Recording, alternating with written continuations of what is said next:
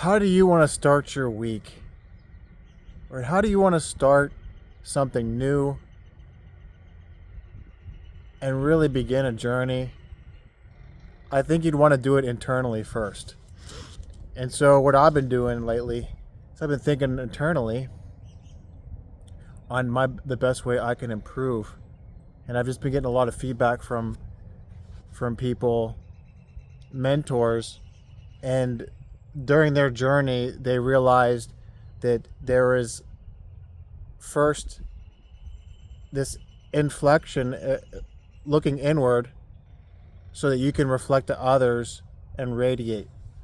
And this is a form of spiritual growth that I want to spend a lot of time in, because anytime you start a journey, a, a new purpose,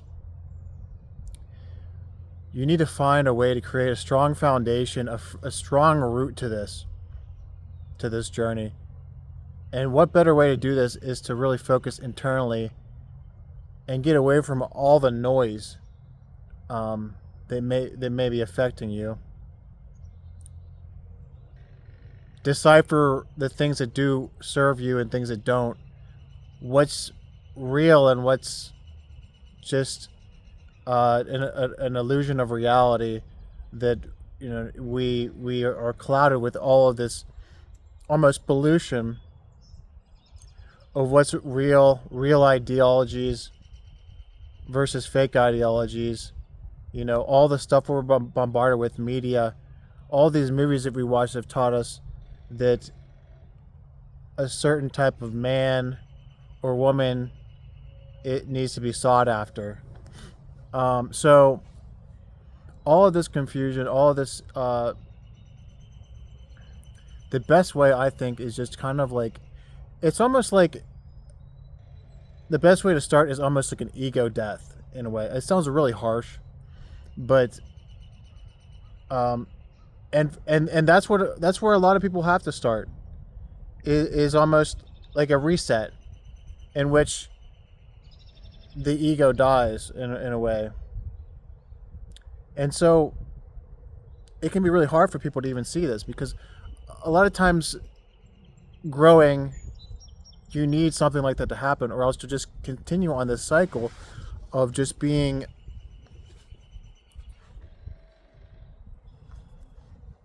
just in a haze, just as some people call it derp, some like a derping.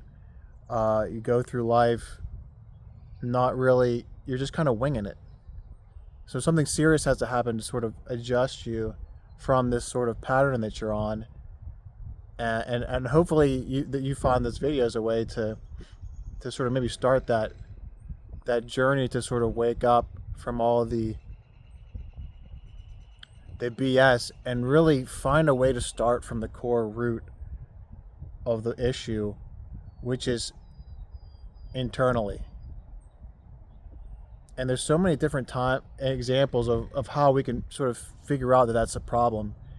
It's whenever you see the certain things that trigger you, they're always like your emotions are always like a reflection of what's going on inside of you. What's really triggering you is something that is going on inside of you.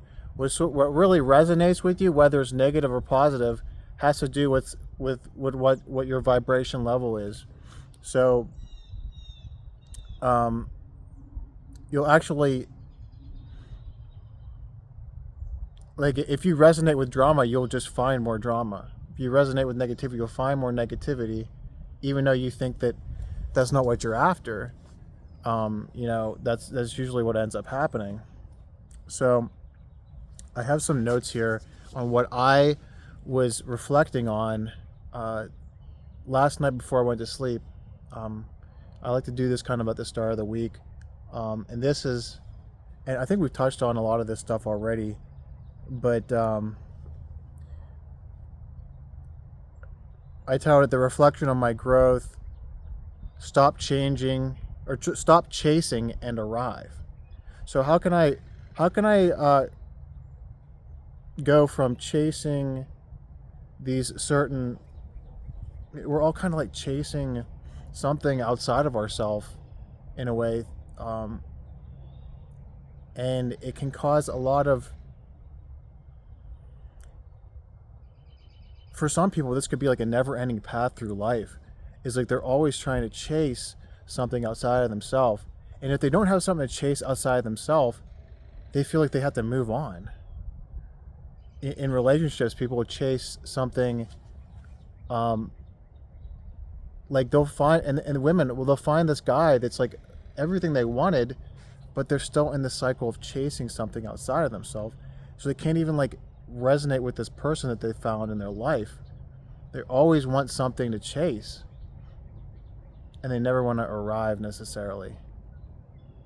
So I think about this a lot, is how can I reinforce this feeling that I've arrived, and it's a spiritual growth, internal growth that I'm looking for, to arrive and be to that point where I don't really even need to feel like I'm still trying to arrive. And I feel like I'm not that far off. It might be taking some years of focusing on this, years of just really locking in this growth internally. And there's these facets underneath this internal growth that I want to also mention. Growth to not seek an external outcome. Once again, that's like, stop chasing something outside yourself, this external outcome.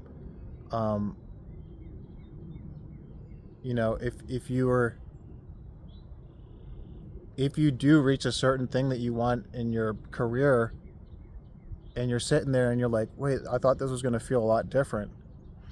I thought this was going to be, I thought this is where I win and my legacy is complete, but you were just striving towards an outcome versus striving to improve the moment, or just constantly trying to improve. So if you were improving internally, when you got to that outcome, it would be such a graceful experience. You'd be able to accept the moment a lot better. And sometimes I think people can't accept it. Okay, so the external outcome, and that the external outcome problem, it really affects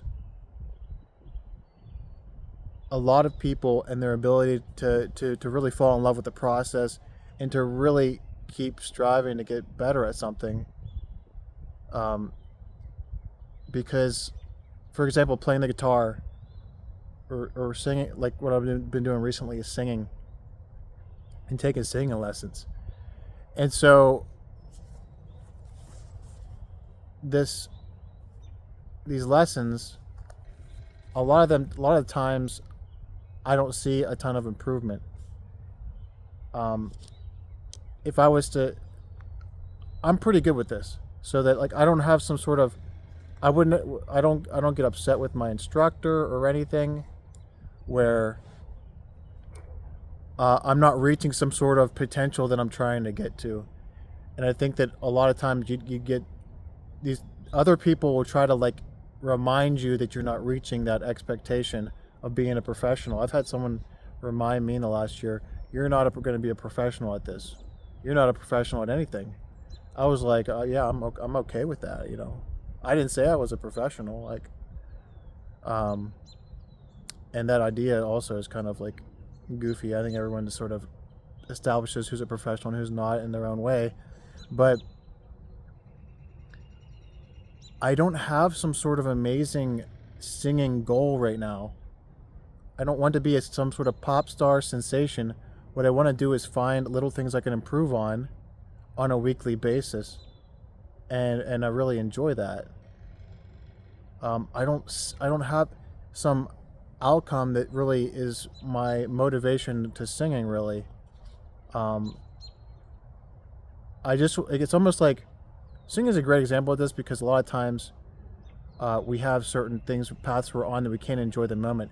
If I sing one I'm singing almost every day in a way, trying to get better. And I sing a little bit better one day than another. Some days are better than others. But I'm always still enjoying this journey, whether it's a good day or not. I'm always trying to sing.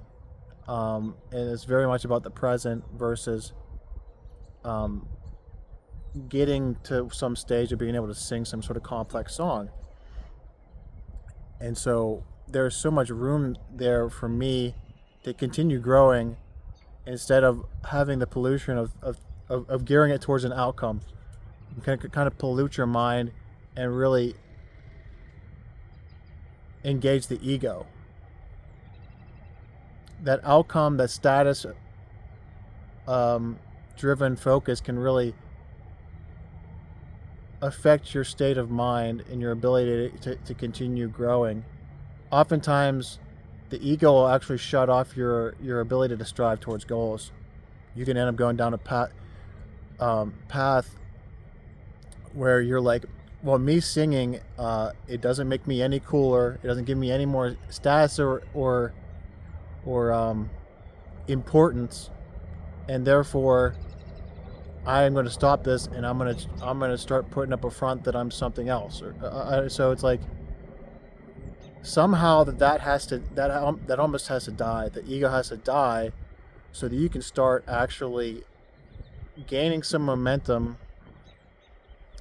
and really be in this process of really living, and living out your future, not gearing towards that outcome.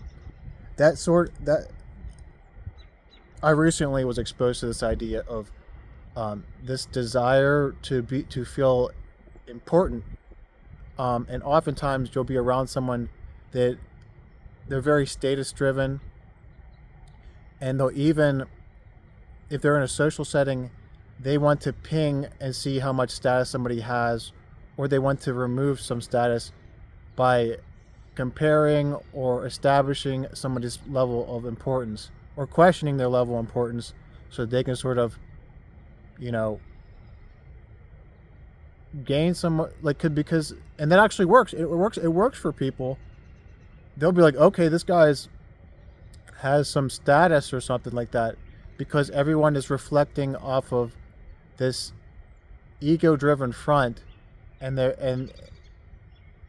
thus they'll never really be able to be their true self and be able to really grow to their full ability. That's what I believe. You'll never be able to grow to your full ability if you're acting out of an ego front. You'll never actually be able to have the charisma, enthusiasm that you would like if you're just trying to feel more important than the other person in the room, or just trying to improve your status. That's that sort of thing. That's outcome oriented, and then eventually, when you don't reach the outcome, or the outcome starts to dwindle, then you end up with some sort of either a mild or severe ego destruction. And so, honestly, the best thing for you sometimes is an ego destruction. It's ability to sort of, find a new way to root yourself in growth. This can be it can be a depressive time for somebody like that, where they don't understand it. And so what they need to really do is dig inward, understand what's going on internally. And if they can just do that one thing consistently and look at themselves internally, all of a sudden a depression turns into something beautiful, and then even all the negativity that you see turns into something beautiful. Your ability to show gratitude for even the craziest stuff that people will do to you. This can be such a, I think I'd call it tranquility. Just an amazing experience, man. And so we have some more here. That certain one, the ability to see and perceive negatives, trauma, and pain as beautiful with the utmost gratitude. To be able to do that, you really have to focus on your internal self. your spirit versus your spirit versus your physical self. You have to be able to really think about the opposite of the ego, the opposite of the status, and the importance, and then realize that and be so humble about it. I admire so many people that have done really great things in their life, and they've been so humble about it. Just for example, I think famous actors that'll get up on the podium, or they'll be asked by reporters, like, "Oh my gosh," the reporter will be like, "Oh my gosh, this is the most amazing thing what you're doing." And I think, in particular, I think of Jim Carrey showing up to an awards ceremony, and outside she was like, the lady was like, "This is, you must feel like so important and so amazing to be recognized in this honor." And Jim Carrey was like, I don't even, he was like, he said something like, he did, in a way, he was like, "Really, me important? I just think," and he was like, "I just feel like a celestial spirit floating through this fucking," I think in his mind he wanted to say this. He was like, he felt like he was a celestial spirit just floating along this carpet, just ability to soak in all the moments, versus what the reporter was thinking is like, "You must feel really important. You must feel spectacular because you've reached some sort of outcome." And he was just like, and it really kind of shows why he got to that place, was because he was, it ended up not being as much about himself and more so about his spiritual journey. And so I have so much respect for the people that accomplish such great things and they're so humble about their accomplishments. And I think that's a vice versa thing where it has to start out that way too. Cristiano Ronaldo, I just saw an interview where someone was like, "You're this close to 1,000 goals." He goes, "1,000 goals, that would be great. If I didn't get 1,000 goals, that'd also be great." He says that destroys the moment. I just want to enjoy the moment. I think they had some sort of big win or something like that. And people can't even focus, really. There are reporters, all these people that don't get that level of achievement are focused on the outcome still, and they think, and they're actually feeding towards the general public. The general public is all going to kind of reflect that, if that level of outcome orientation, the ego, the status. They want to, and they want to poke and prod at celebrities and people to see if they can sort of get some sort of response, get the response from the ego. You see that so many times. Reporters are just looking for something juicy. They'll just poke the person just to try to get something, anything that is status driven, ego driven, drama driven. They can sort of be something that the masses can consume. It's really wild whenever you start looking at this stuff from an internal, well, from like objectifying it or subjectifying it, whatever the right term is for that. You can take a step back and really see what's going on. That's a really important part of your journey too, is really just taking a step back and understanding all these things happening around you and being able to accept them and not trying to control them. Find that level of release. And that's that's a big part of the spiritual journey that I'm on right here, is to find that release.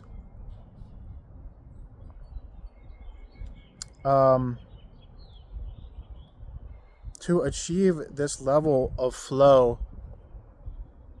and spiritualness where I don't hold back my emotion at all. I don't hold back my self-expression for anybody, because I'm not pinging off a status.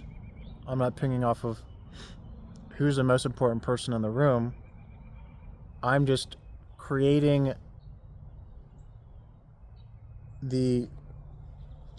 I'm just accepting I'm accepting the present on such an internal level that it radiates and reflects outward, with charisma, enthusiasm, and exuberance. So that's one of the other ones that I wanted to mention. that is sort of a level of achievement that I want to get to, but it's not. That's something is not really a physical outcome though. That's more of a spiritual, I guess, outcome. As we don't want to really chase outcomes too much. A level of spirituality, in a sense, maybe an outcome, but that's sort of what they're, you know, inevitably there's going to be some level of outcome that we're looking for, but finding the balance between physical and non-physical, and really trying to kind of like I need to sort of anchor in that spiritual outcome area. And that's one thing I also want to mention is like these solutions. It's not a it's never going to be a be-all solution to things. There's always going to be an elephant probably in the room, with money and the desire and the ability to survive, and you have to do certain things that will affect your ability to be spiritual. But a lot of times when you realize that you're on too far one side of the spectrum, if you can find a way to internalize things and sort of really try to consistently reflect and grow internally, it makes this journey through life a lot easier. And so I don't have the solution. I'm not some sort of magician. I don't have some sort of calculation. If we do all these things correctly, that you're going to have an amazing life. But these are the certain things that I've been sort of thinking about on my ability to grow internally and spiritually. I'm glad I got that out there too, because a lot of people would probably, I mean, there can be this infinite argument over what side of the spectrum is going to be better. There's always going to be people that want to argue over what side of the spectrum is better. And I'd rather be one of them that just accepts that there is a spectrum, and I'm going to try to do what I can to be on this certain side of the spectrum.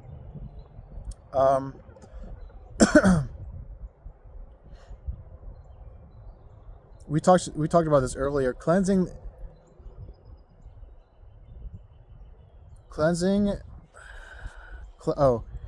mind of social conditioning, ideologies, facets of life that aren't real, real expectations, just general reality, and that's part of the one chakra that is the third eye chakra, to be able to really see what's real and what's some sort of social conditioning that you're getting from the media.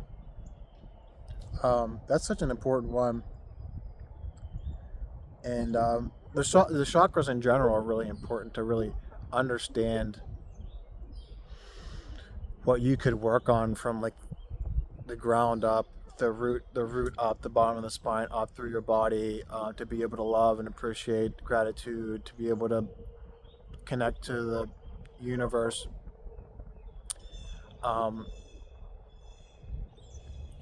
The removing of the ego, they sort of all work together with a lot of stuff that I'm talking about today. And I came to this realization, and I've never heard this before, but people are kind of scared of the universe. They're kind of scared in a way whenever you look at the universe and you look at how big and massive and vast it is, or even the earth. The earth is such a big place. There's so many different areas of the world that you'll never be able to experience. It's just too big to be able to experience everything. This can kind of go against someone's ego, actually. Whenever some people actually probably will even avoid even understanding anything in the universe beyond the earth, because it actually triggers the ego in a way. So when you feel that, whenever you think about, we're on this earth, it's just like a speck of sand in the universe, it really kind of affects your level of feeling of importance. And if you're a very ego-driven person, it can be it kind of affects your ego, and it kind of scares you. It's like, wait a minute, I'm not some sort of superior celestial creature. I'm not quite as important as I thought I was. So I don't, in the vastness of and so that sort of understanding, that sort of trigger, to me, it kind of gave me even like a little dopamine spike. I was like, oh, I've discovered something amazing. That's what I'm feeling. I feel that a little bit. Well, actually, not as much right now, actually, than years ago. I think the idea of the universe kind of scared me in a way, because I think I had I had an issue with, I had a lot of detrimental things happen to me, and I was still in the cycle of like my ego was still being destroyed, and so I think I was susceptible to this sort of feeling of feeling small in the universe, and it was kind of a fear of mine. Right now, I think I've sort of overcame that fear, and I'm on this spiritual journey where I want to discover even more about the universe. I kind of dove into quantum physics recently, and really just sort of all these paradoxes, because it excited me in a way to go in this journey that was the opposite of being able to control and understand things. Like the quantum physics is like studies of paradoxes where you don't even exactly know exactly what's truth and what's not truth. It's like a constant thing. Um, it's similar to the constant journey you are in life to find to grow your spirituality. Really, it's like a paradox. Um, so if you go away from the control and you kind of just release into this paradox, into this journey opposite of the ego to sort of discover yourself, that is just, it's such a beautiful thing and a beautiful way to sort of root yourself in a lifelong journey, uh, and a search for meaning, an inward search of meaning versus an outward search of meaning. So the more you find meaning internally, the more you'll find meaning externally, and you're not even going to try to do it. It's like a reverse psychology thing. It's a reverse. I recently was exposed to someone, Aaron Dowdy, on YouTube. He talks about a lot of the like attraction and things like that, and um, having the magnetism. If you're chasing something or trying to get an outcome, it has a reverse effect. You actually probably will have less of the likelihood to get that outcome. And so that's, if you're chasing things outside of you, all of a sudden you don't get that because you haven't really grown internally yet to be able to accept those things outside of you, to really love and enjoy those things. And to really be able to love and enjoy someone else, you have to really, grow spiritually first. And then, a lot of people won't even resonate with somebody that hasn't gotten that far yet. A lot of women are very socially savvy, they have gone on this. There's a lot of women that act out of fronts and egos, and you kind of have to bring them down into an area of comfortability to be able to really see who they really are. But there's also a lot of women that are very spiritual already, that have gotten that far, and those are the ones that you want to resonate with, right? Not the ones that act out of an ego. And so to be able to resonate with those women that have that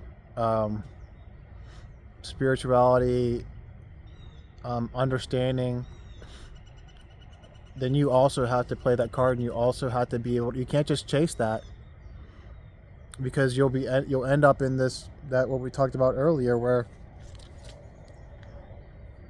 you're chasing something outside of yourself, and you haven't really got there yet. You haven't really got to that point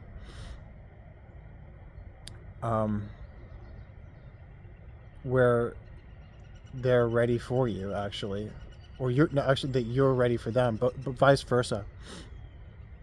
So just this video itself is probably my most deep video yet. This is a very deep spiritual video, and I was on this spiritual journey. I was wondering exactly what are the things that I'm missing. I'm missing certain things. I don't know what they are. What does it mean to be spiritual? What does it mean to grow the spirit? And I think I'm really starting to get on the right track here. And I'm really trying to make some steps forward with this, because if I can create this foundation, I feel like I can just about do anything. If I consistently remind myself to stay on this track, I think I can do what I want, reach that internal spiritual growth that transcends the physical world and is really magnetic, and ultimately the person I want to go through life as, beyond the money that I can make, beyond a lot of other outcomes that I could get. And let's check one last time. I want to make sure I didn't miss anything here.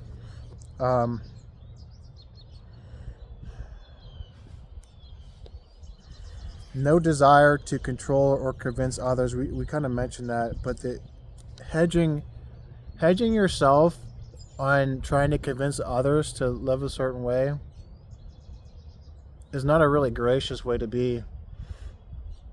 This isn't. If I was to go around telling people you're missing it, you need to go on a spiritual journey, that wouldn't really. If they asked me, I would help them. There's no way I can really push spiritual growth onto anybody. I don't really want to do that. I hope that you can find this video and whatever it in here that really resonates with you and work on it. I think that's great. You don't have to change your religious beliefs. You don't have to do anything. I'm not trying to convince you to change your life. It really resonates with you or it doesn't. And that's sort of how I would like to be with people. It either resonates or it doesn't. And I can appreciate the different viewpoints, as long as it doesn't get too toxic, or as long as it doesn't affect the way I can balance my spirituality with the ego. So please take that, guys. Go forward and experiment. Reflect on yourself, on your journey, and see who knows where you can end up. And who knows, sometimes it can be tough to see the light at the end of the tunnel in a dark place. And then all of a sudden, in the matter of a few months, it's almost like your spirit just starts flying again. And I sort of experienced this last year when I first started putting up videos. I started discovering the chakras, figuring out what things I was doing right, what things I was doing wrong, reflecting on this stuff. And I started flying. And so over the winter, I think I stopped in a way. I sort of stopped in this sort of cycle of self-expression. But I think maybe the wings are kind of coming out again here today. Starting to feel really good about myself. And I hope that you can find a way to, feel good about your journey. I'm sure you've made it so far. It's been a process of years in the making, and there's so much more to be enjoyed. Thank you so much if you made it this far in the video.